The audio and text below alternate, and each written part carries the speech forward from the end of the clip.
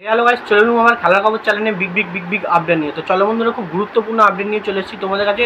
ফুল ভিডিওটা দেখতে থাকো, স্কিপ করবে না। স্কিপ করলে কিন্তু ভিডিওর মধ্যে অনেক কিছু মিস করবে। এবং এই খেলার খবর চ্যানেলে যারা নতুন আছে অবশ্যই এই খেলার খবর চ্যানেলটাকে সাবস্ক্রাইব করে পাশে থাকো এবং পাশে থাকা বেল আইকন ঘন্টাটাকে ঢং করে বাজিয়ে দাও। বেশি বেশি লাইক এবং কমেন্ট করে দাও, যাতে মোটিভেট হয় তোমাদের এই খেলার খবর চ্যানেলে আমি ফার্স্ট আপডেট দিতে পারি। তো চলো বন্ধুরা, ফার্স্ট যে আপডেটটা নিয়ে কথা বলবো, খুব গুরুত্বপূর্ণ একটা আপডেট নিয়ে কথা বলবো। তো ফার্স্টে যে আপডেটটা নিয়ে কথা বলবো, মোহনবাগান শিবিরে লায়লন জোলা ছানতে আশা নিয়ে, মানে লায়লন জোলা ছানতাকে নিয়ে কথাটা বলবো।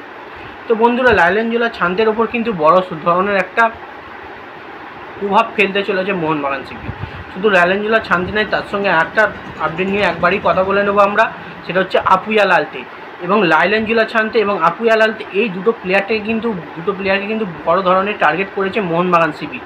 তো সেক্ষেত্রে জ্যাকসন সিংকে সরিয়েছে, মানে বাদ দিয়ে এই লায়লন জোলা ছানতে এবং আপুয়া লালতে বিশাল পরিমাণে একটা অফার দিতে চলেছে মোহনবাগান। এই দুটো প্লেয়ারকে নেওয়ার জন্য পুরোপুরি উঠে পড়ে লেগেছে মোহনবাগান ম্যানেজমেন্ট। এবার বন্ধুরা দেখো, দুটো প্লেয়ারই কিন্তু মুম্বাই সিটি এফসি প্লেয়ার। তো অনেকেই বলছে ইস্টবেঙ্গলও লড়াইয়ে আছে, অবশ্যই ইস্টবেঙ্গল লড়াইয়ে আছে, কিন্তু মোহনবাগান এতটা পরিমাণে তাদের ওপর যে প্রভাব ফেলছে তার একটাই কারণ, এই আপুয়া লালতে এবং লায়লন জোলা ছানতে একটা ইন্ডিয়ার একটা সেরা প্লেয়ার। মুম্বাই সিটি এফসির হয়ে নিশ্চয়ই তোমরা জানো প্রচুর গোল করেছে এবং প্রচুর ম্যাচ জিতিয়েছে। সেমিফাইনালে 2 গোলে হারছিল, সেক্ষেত্রে থেকে আবার ছানতে 2 গোল কিন্তু করে ড্র করে এবং হ্যাটট্রিকও পর্যন্ত করে। তো সেক্ষেত্রে একটা প্লেয়ারের কতটা ক্ষমতা থাকলে তারপরে একটা প্লেয়ার 5 মিনিট এক্সট্রা টাইমের মাথায় গোল করে জেতায়, মানে পুরোপুরি 3 গোল করে তারপরে দলকে এগিয়ে রাখে। তো সেক্ষেত্রে ছানতের ওপর সেদিক থেকে কিন্তু অনেক রকম রয়েছে, টার্গেট রয়েছে। এবং আপুয়া লাল থেকে নেওয়ার টার্গেট একটাই, মোহনবাগান শিবিরে কিন্তু মিডফিল্ড কিন্তু খুব খারাপ, কারণ মিডফিল্ডে একটা ভালো ইন্ডিয়ান ভরসাযোগ্য প্লেয়ার চাই। শাহল আব্দুল সামাদ, অনিরুদ্ধ থাপা আছে, অবশ্যই জানি অনিরুদ্ধ থাপা খুব একটা সেরকম ফর্মে নেই এবং মিডফিল্ডে কিন্তু সিনিয়র প্লেয়ার বলতে কেউ নেই সেরকম।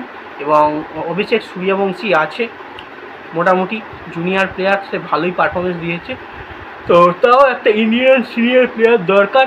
শাহল আব্দুল সামাদ কিন্তু উঠে গিয়ে খেলতে পারে। তো সেক্ষেত্রে আপুয়া লাল থেকে মিডফিল্ডের জন্য এক্সট্রা মিডফিল্ড অবশ্যই শাহল আব্দুল সামাদ থাপা থাকলেও, যেহেতু প্রচুর পরিমাণে ম্যাচ খেলতে হবে, প্রচুর পরিমাণে লিগ খেলতে হবে, সেখানে চোট আঘাতের প্রচুর পরিমাণে ব্যাপার আছে। সেক্ষেত্রে কিন্তু আপুয়া লাল থেকে অবশ্যই দলে নেওয়ার জন্য মোহনবাগান শিবির উঠে পড়ে লাগছে। তো দেখা যাক এই মুম্বাই সিটি এফসি দুটো প্লেয়ারকে, আপুয়া লালতে এবং ছান থেকে কি দলে নিতে পারে কিনা। চুপি কিন্তু এখন বিশাল পরিমাণে লড়াই চলছে, এগিয়ে যাচ্ছে তো ও পিছিয়ে যাচ্ছে, ও পিছিয়ে যাচ্ছে তো এগিয়ে যাচ্ছে, এরকম একটা লড়াই চলছে মোহনবাগান মুম্বাই।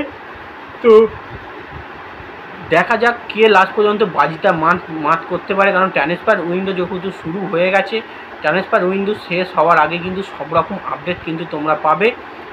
ছান থেকে দলে এলো না, ছানতে মুম্বাই শিবিরে থাকছে, না আপুয়া লাল থেকে এলো, না আপুয়া লাল মুম্বাই সিটি এফসিতেই থাকছে। তো সেক্ষেত্রে এই 3টে প্লেয়ার এবং জ্যাকসন সিং, এই 3টে প্লেয়ার মধ্যে কিন্তু একটা প্লেয়ার যে কোনো প্রকারে মোহনবাগান শিবির তাদের দলে নেবে, মানে এটা কিন্তু আমি আগেই বলে দিয়েছিলাম। এই 3টে প্লেয়ারের মধ্যে যে কোনো একটা প্লেয়ারকে কিন্তু মোহনবাগান ম্যানেজমেন্ট দলে নেবে এবং সেরামই কিন্তু একটা বার্তা আছে, আমরা আগেই দেখেছি। তো দেখা যাক মোহনবাগান শিবিরে নতুন প্লেয়ার, ইন্ডিয়ান প্লেয়ার হিসেবে কে আসে।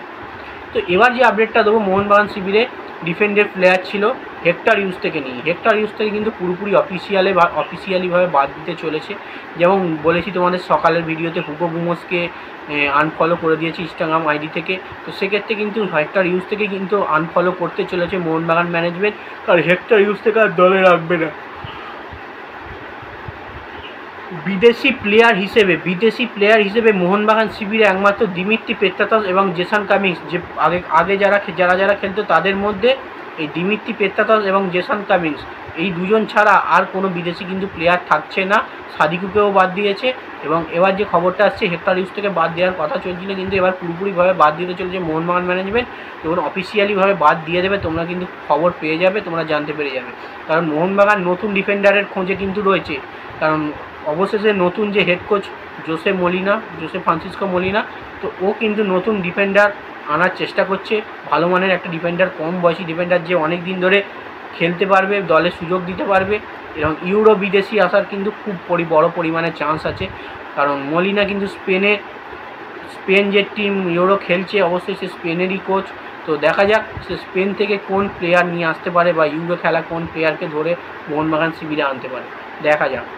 যাই হোক, ভিডিওটা আছে এইটুকুই। ভালো লাগলে লাইক কমেন্ট শেয়ার সাবস্ক্রাইব করে পাশে থাকো। চলো বন্ধুরা, বাই। নেক্সট ভিডিও দেখা হচ্ছে।